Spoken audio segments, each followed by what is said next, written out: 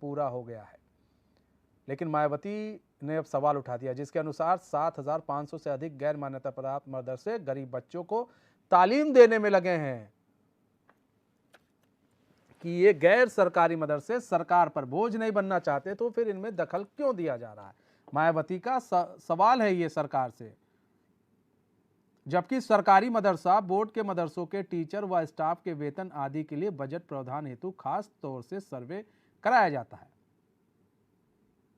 तो क्या प्रदेश में गैर मान्यता प्राप्त मदरसे चल रहे हैं, सरकार उनकी जांच इसलिए भी कर रही है कि मदरसों को मोनेटाइज करा जाए और मदरसों में जो पैसा आ रहा है या तो कहाँ से क्या लिंक जुड़ा हुआ है, किस तरह से स्ट्रक्चर है, वहाँ की व्यवस्थाएं क्या है, उसको दुरुस्त करने के लिए सरकार का ये एक अच्छा कदम भी आप कह सकते हैं कि सरकार मदरसों को मोनेटाइज करा। जिस तरह प्रधानमंत्री मोदी कहते हैं कि एक हाथ में लैपटॉप हो, दूसरे हाथ में कुरान हो, तो इसी तरह से योगी सरकार भी मुसलमानों के मदरसे का सर्वे कराने के बाद में उनको जो है मोनेटाइज करेगा और आगे बढ़ाने का काम करेगा।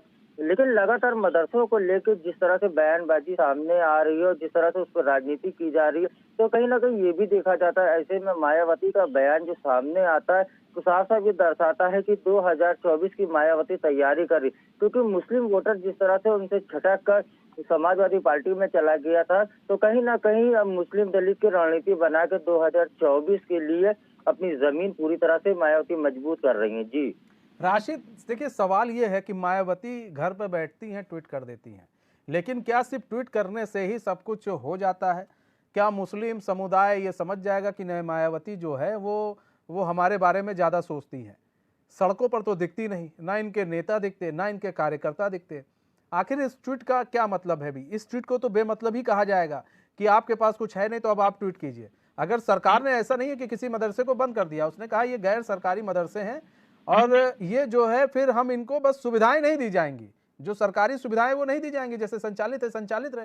लेकिन सरकार को ये मालूम तो हो गया कि ये गैर सरकारी मदरसे हैं। जी जी बिल्कुल। देखिए सरकार का पूरी तरह से यही करना था कि जिस तरह से कमेटी गठित की, उत्तर प्रदेश में कितने मदरसे चल रहे, कहाँ क्या पढ़ाई हो रही, किस तरह की हो रही है, तो ये सरकार का एक अच्छा कदम भी कह सकते हैं। देखिए अगर जब सरकार हस्तक्षेप किसी चीज में करती है तो वो अच्छाई की तरफ लेके जाती, विकास की तरफ लेके जाती। देखिए उलमाओं ने भी बड़ा स्वागत किया था कि मुख्यमंत्री राशिद बने रहिए हमारे साथ।